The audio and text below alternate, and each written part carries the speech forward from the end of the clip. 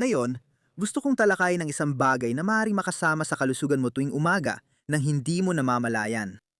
At kung sasabihin ko sa'yo na ang iyong almusal, oo, ang pagkain na yan na mukhang inosente ay maaring nakakasama sa iyong katawan ng hindi mo alam. Talakayin natin ang itlog. Marami ang nagsasabing ito ang perpektong pagkain ng kalikasan. Talagang kamangha-manghang mga itlog. Mayroon itong dekalidad na protina, mahahalagang bitamina, at mga nutrisyong mabuti para sa utak, kalamnan, at puso. Pero may mahalagang detalye dito na hindi alam ng marami. Depende kung paano mo hinahalo ang itlog sa ibang pagkain, ang superfood na ito ay maaring maging tahimik na kalaban ng iyong kalusugan. Tama ang narinig mo.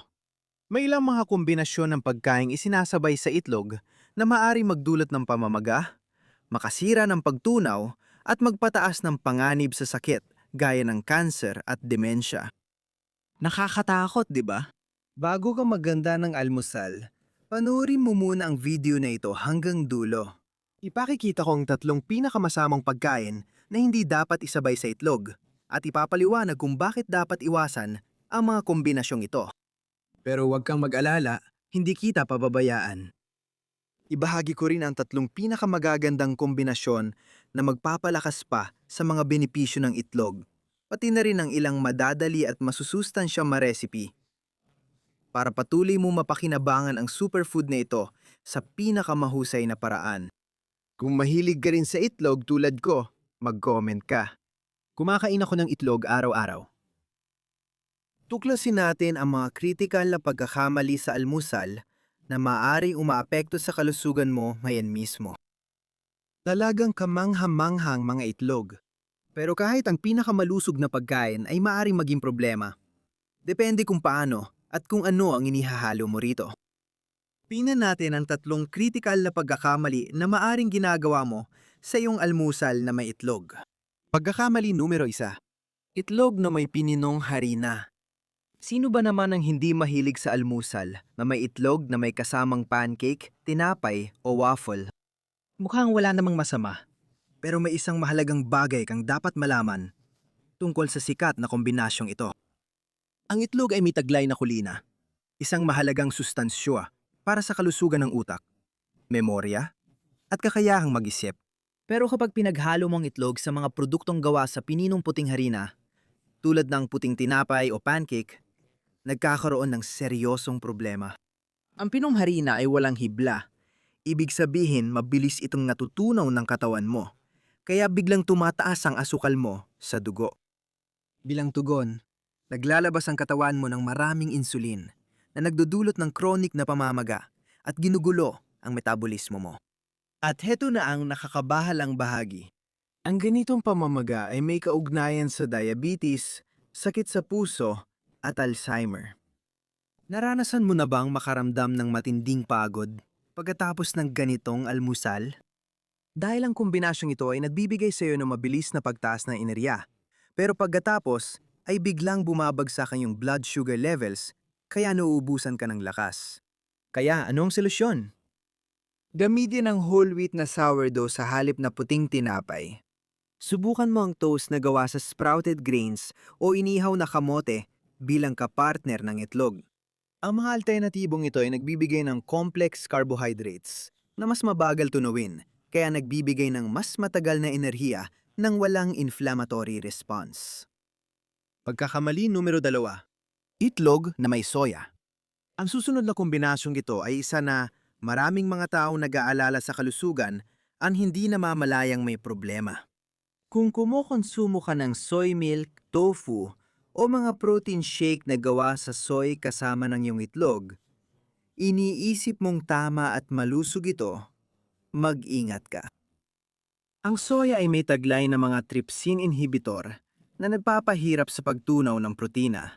Samantala, ang itlog ay may taglay na avidin, isang protina na kumakapit sa biotin, isang mahalagang bitamina para sa kalusugan ng balat, buhok at mga kuko, at hinaharangan nito ang pagsipsip ng bitamina.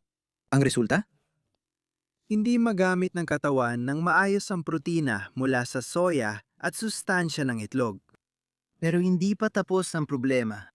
Maaaring magdulot ang kombinasyong ito ng pagkabag, hindi magandang pagtunaw, at mabigat na tiyan. Ano ang dapat mong gawin na yon? Simple lang. Iwasan ang pagsabay ng itlog at soya sa isang pagkain. Kung mahilig ka sa mga produktong gawa sa soya, kainin mo ito sa ibang oras ng araw, tulad ng tanghalian, at ireserba ang itlog para sa almusal o hapunan. Ang simpleng pagbabago ng oras ay maaring magdulot ng malaking epekto sa pagsipsip ng katawan ng mga nutrisyon. Ikatlong pagkakamali. Itlog na may itim o berdensa. Mukhang walang masama sa kombinasyong ito, pero maaari itong makaapekto sa pagtunaw ng pagkain at magpataas ng mga lason sa iyong katawan. Ang itim at berdingsa ay mayaman sa tannins, mga compound na kumakapit sa mga protina ng itlog. Ang pagkakabit na ito ay nagpapabagal sa pagtunaw, nagdudulot ng pagbuburo sa iyong bituka, at maaring makaapekto sa pagsipsip ng mahalagang nutrisyon. Habang tumatagal, pwedeng magdulot ito ng hindi komportableng pakiramdam sa tiyan at hadlang sa pagkuha ng benepisyo mula sa pagkain. Ang simpleng solusyon? Maghintay ng 30 hanggang 60 minuto bago o pagkatapos kumain para uminom ng tsaa. Kapag kumain ka ng itlog, piliin ang tubig, gatas, o purong katas ng orange. Para mapabuti ang pagsipsip ng mga sustansya, ang mga inuming ito ay nagtutulungan kasama ng itlog imbes na sumalungat dito. Ngayong alam mo na ang dapat iwasan, alamin naman natin ang pinakamainam na pagkain na pwedeng isama sa itlog para mas mapabuti ang kalusugan. Masarap at nagbibigay din ng nutrisyonal na sinerhiya ang mga kombinasyong ito para sa mas mabuting kalusugan. Kombinasyon bilang 4, itlog at abokado. Ang makapangyarihang tambalang ito ay pinagsasama ang itlog na mayaman sa mataas na kalidad na protina at mga bitamina na natutunaw sa taba, sa abokado na nagbibigay ng mga malusog na monounsaturated fats. Kapag kinain na magkasama, pinapabuti ng malusog na taba mula sa abokado ang pagsipsip ng mga bitamina na natutunaw sa taba gaya ng A, D, 3E4 at K2 na matatagpuan sa itlog. Bukod sa pagsipsip ng bitamina, nakakatulong din ang kombinasyong ito sa pagbalanse ng antas ng kolesterol. Ang itlog ay naglalaman ng kolesterol mula sa pagkain, habang ang abokado naman ay mayaman sa beta-sitosterol, isang plant sterol na tumutulong magpababa ng pagsipsip ng kolesterol. Magkasama, bumubuo sila ng isang pagkain na mabuti para sa puso na nagbibigay ng tuloy-tuloy na enerhiya nang hindi nagpapataas ng asukal sa dugo. Subukan mo ang simpleng toast na may abokado, na may itlog na putse sa ibabaw, budburan ng kaunting asin sa dagat, at durog na pulang paminta. Ang mabilis na almusal na ito ay nagbibigay ng kumpletong protina, malusog na taba, at perpektong balanse ng mga nutrisyon para simulan ang iyong araw. Kombinasyon bilang 2, itlog na may keso. Kapag pinagsama ang itlog at keso, nakakabuo ka ng nutrisyonal na kombinasyon na nagpapalakas sa buto at kalamnan. Ang keso ay nagbibigay ng karagdagang calcium at protina, habang ang itlog naman ay may vitamin D3 na mahalaga para sa pagsipsip ng calcium. Ang epekto ng pagsasanib na ito ay ginagawang mas madaling magamit ng iyong katawan ang calcium mula sa keso. Ang kombinasyon ng protina mula sa dalawang pagkain ay nagbibigay rin ng lahat ng siyam na mahahalagang amino acid na bumubuo ng kumpletong profile ng protina na sumusuporta sa pag-aayos at paglaki ng kalamnan. Lalo itong kapaki-pakinabang pagkatapos mag-ehersisyo o habang tumatanda at nababawasan ang masang kalamnan. Ang isang simpleng omelette na may keso ay isang mahusay na pagkain pagkatapos mag-ehersisyo o isang masarap na almusal na magpapabusog sa iyo ng ilang oras. Ang taba rin ay tumutulong upang mapabagal ang pagtunaw ng pagkain, kaya nagbibigay ito ng mas matagal na enerhiya sa buong umaga. Ikatlong kombinasyon, itlog na may mansanas. Maaring mukhang kakaiba ang kombinasyong ito, pero ang itlog na may mansanas ay nagbibigay ng perpektong balanse ng protina at fiber. Ang protina sa itlog ay napapabusog at tumutulong sa kalamnan, habang ang fiber sa mansanas ay tumutulong sa pagtunaw ng pagkain at nagpapakain sa mabubuting bakterya sa bituka. Ang mga mansanas ay naglalaman din ng quercetin, isang makapangyarihang antioxidant na nakikipagtulungan sa selenium mula sa itlog upang mabawasan ang pamamaga at oxidative stress sa iyong katawan. Ang kombinasyong ito ay lumili ka ng pagkain na hindi lang nakakabusog, kundi tumutulong din sa immune system at kalusugan ng mga selula. Subukan mong kumain ng nilagang itlog na may hiniwang mansanas bilang mabilis at balansing merienda. O isama ang tinadtad na mansanas sa ginisang itlog na may kaunting kanela para sa kakaibang kombinasyon ng lasa na nagbibigay ng maraming benepisyo sa kalusugan.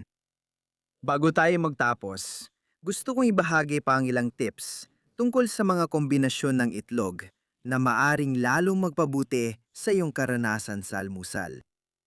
Alakay natin anong inumin ang bagay sa itlog. Laging ligtas ang tubig. Ngunit dapat ding bigyang pansin ang sariwang katas ng orange. Ang bitamina C12 mula sa katas ng orange ay talagang tumutulong sa iyong katawan na mas epektibong masipsip ang bakal mula sa pula ng itlog. At kung mahilig ka sa gatas tuwing almusal, kapaki-pakinabang din ito. Tumutulo ang konting malusog na taba para masipsip ng katawan ang mga bitaminang natutunaw sa taba mula sa itlog. Ngayon, maaari nagtatanong ka kung mahalaga ba kung paano mo niluluto ang itlog para sa mga kombinasyong ito. Siguradong mahalaga ito. Mas masustansya ang mga itlog na malambot ang luto o poached na may malapot na pula kaysa sa mga itlog na matigas ang pula. Sa kabila nito, huwag kang masyadong mag-alala. Umiral pa rin ang mga prinsipyo ng pagpapares na tinalakay natin. Kahit na i-scramble, iprito o pakuluan ang iyong mga itlog. Hindi ko kayang bigyang diin ng sapat kung gaano kahusay ang mga gulay kapag pinagsama sa itlog. Ang fiber mula sa mga gulay ay tumutulong sa iyong katawan na tunawin ang itlog sa tamang bilis habang lumili ka ng malalakas na benepisyong nutrisyonal. Kung gusto mong maging tiyak, ang mga madahong gulay tulad ng spinach, kale at arugula ay mga partikular na kamanghamanghang kasama ng itlog. Kapag sabay kinain, tinutulungan ng bitamina ay isa sa pula ng itlog ang mas mahusay na pag-absorb ng iron mula sa mga madahong gulay. Panalo lahat sa sitwasyong ito. Bukod sa mansanas, ang iba pang mga prutas ay mahusay ding ipares sa itlog. Ang mga berry ang kampok dito. Puno ang mga ito na antioxidants at fiber na maganda ang kombinasyon sa protina ng itlog. May ilang tao na mas magaan ang pakiramdam kapag kinakain muna ang prutas. Mga 15 hanggang 20 minuto bago ang itlog, kaysa pagsabayin ang pagkain ng dalawa. Pero sa totoo lang, nakadepende ito sa sarili mong panunaw. Pakinggan mo ang katawan mo at i-adjust ayon sa nararamdaman mo. Huwag kalimutan ang mga halamang pampalasa at espesya. Hindi lang sila pampalasa ng lasa. Talagang mapapatas nilang nutrisyon ng mga putahe mong maitlog. Ang luyang dilaw ay talagang kapansin-pansin. Ang aktibong sangkap nito, ang curcumin, ay may malalakas na anti-inflamasyon na katangian na nagtutulungan kasama ng choline mula sa itlog para suportahan ang kalusugan ng otak. Ang mga sariwang halamang pampalasa tulad ng perehil, balanoy at cilantro ay nagdadagdag ng mahahalagang nutrisyon mula sa halaman nang hindi nagdudulot ng mga problema sa pagtunaw. Ang maganda sa lahat ng impormasyong ito ay hindi mo kailangang gawin ang lahat ng perpekto. Ang tuloy-tuloy na maliliit na pagbabago sa paraan ng pagsasama mo ng mga pagkain ay maaring magdulot ng malaking epekto sa iyong kalusugan sa paglaon. Kunin mo lang ang mahalaga para sa iyo mula sa video. Iangkop sa iyong pamumuhay at gusto at tamasahin ang pagtuklas ng bagay na babagay sa iyong katawan. Siyempre, ang pagkain ay dapat parehong masustansya at kasiya siya. Ang mga prinsipyong ito ay para mapabuti ang relasyon mo sa pagkain, hindi para gawing komplikado. Subukan mo ang mga kombinasyong ito gamit ang itlog at mapapansin mo mas magaan ang pakiramdam mo kapag ginawa mo ang simpleng pagbabagong ito sa pagkain mo. Taos-puso kong inaasahan na nakita mong mahalaga ang impormasyong ito at na makatulong ito sa iyo na makagawa ng mas maingat na mga desisyon sa iyong almusal. Kung nagustuhan mo ang mga nutrisyon tips, pindutin ang subscribe at i-activate ang notifications para hindi ma-miss ang mga susunod na video tulad nito. Malaki ang ibig sabihin ng suporta mo para sa akin at nakakatulong ito para patuloy na lumago ang channel na ito. Huwag mong kalimutang mag-like sa video na ito kung may natutunan kang bago ngayon. Gusto kong marinig ang opinyon mo sa komento. Ikwento mo kung anong kombinasyon ng itlog ang pinaka-excited kang subukan? O kung may iba ka pang tanong tungkol sa mga kombinasyon ng pagkain. Tandaan, kahit maliliit na pagbabago sa paraan ng pagsasama mo ng mga pagkain, ay maaring magdulot ng malaking epekto sa kalusugan sa pagdaan ng panahon. Sa bawat maingat na pagpili sa almusal, bumubuo ka ng pundasyon para sa mas magandang enerhiya, pagtunaw ng pagkain at kagalingan. Salamat sa panonood, ingat sa kalusugan, at magkita tayo sa susunod na video.